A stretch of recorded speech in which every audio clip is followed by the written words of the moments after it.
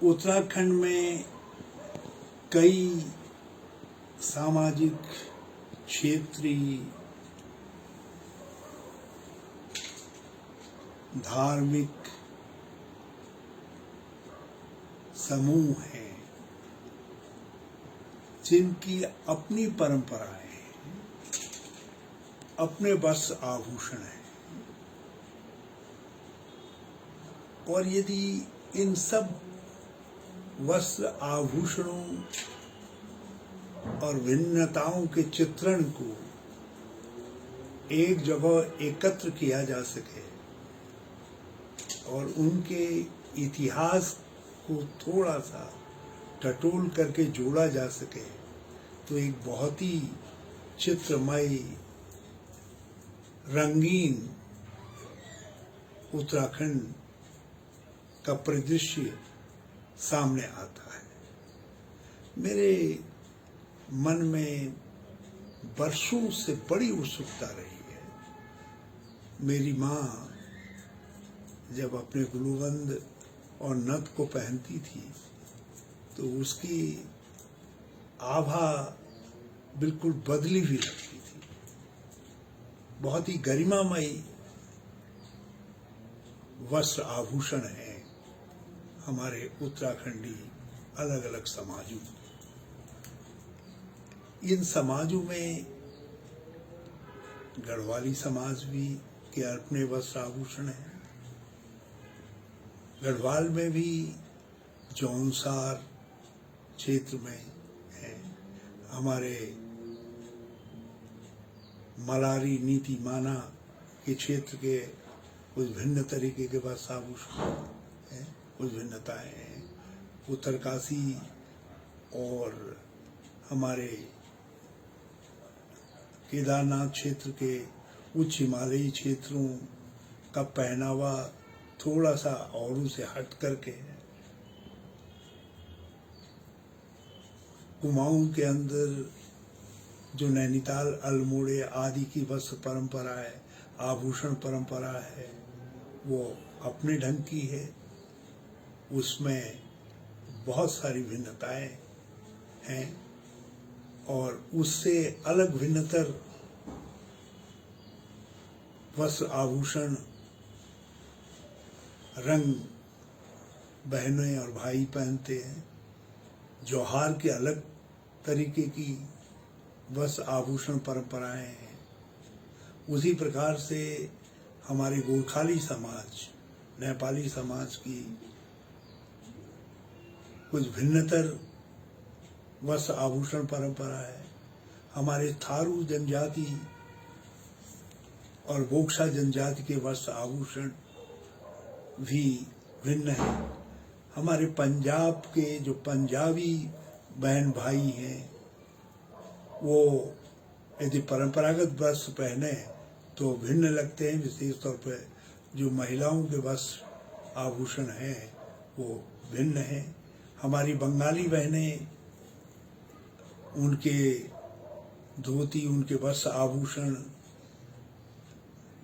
कुछ और भिन्न प्रकार के हैं। राठ क्षेत्र के वस्त्र आभूषण गढ़वाल के दूसरे क्षेत्रों से कुछ और भिन्नतर दृश्य प्रदर्शित करते हैं। इसी प्रकार हमारे जो किसान परंपरा के लोग हैं, जैसे हमारे चौधरी साहिबान हैं, उनके वस्त्र परंपराएं कुछ और भिन्नतर हैं। हमारे बन गुजर भाइयों के वस्त्र आभूषण वो बहुत ही दिलचस्प हैं और बहुत अच्छे लगते हैं। हमारे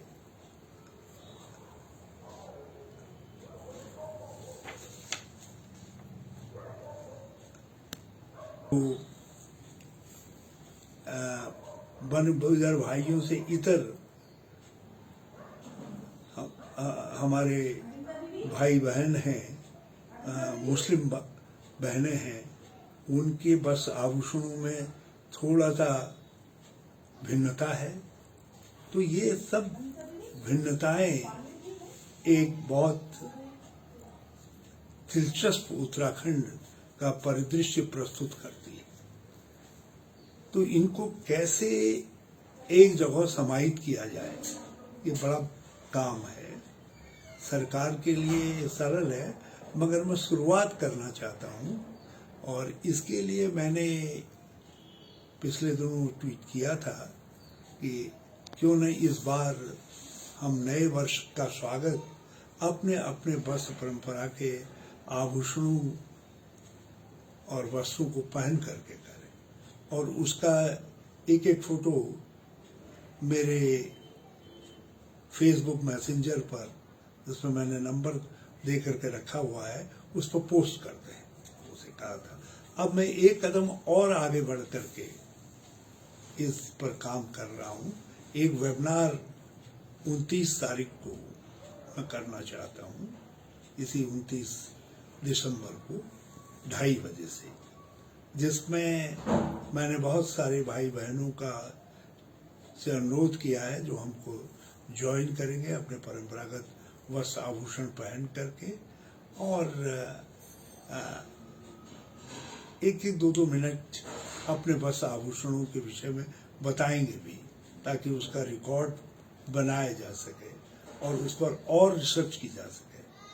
तो इसलिए इस रिसर्च को और गति देने के लिए मैंने तय किया है कि एक निबंध प्रतियोगिता भी मैं उत्तराखंड के वस्त्र आभूषणों की भिन्नता पर आयोजित करूंगा।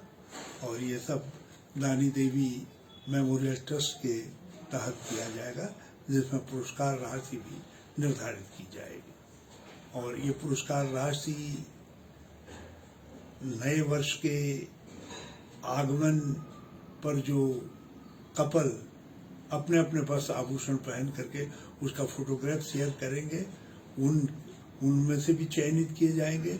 उसके लिए हम एक निर्णायक मंडल का मैं जल्दी गठन करके उनके नाम भी फेसबुक पर डालूंगा। बल्कि वेबिनार में जो लोग पार्टिसिपेट करेंगे 29 तारीख को, मैं उनके नाम भी कल तक अंतिम स्वरूप दे करके उसको भी मैं फेसबुक पर डालूंगा। तो मुझे उम्मीद है कि आप सब लोगों को हमारी ये पहल पसंद आएगी। मैं बहुत बड़ा सांस्कृतिक योद्धा तो नहीं हूँ, मगर अपनी संस्कृति का एक छोटा सा पुजारी हूँ। तो मेरी इस पूजा में आप सब का सहयोग जो है वांछित है, प्रार्थित है। जय उत्तराखंड।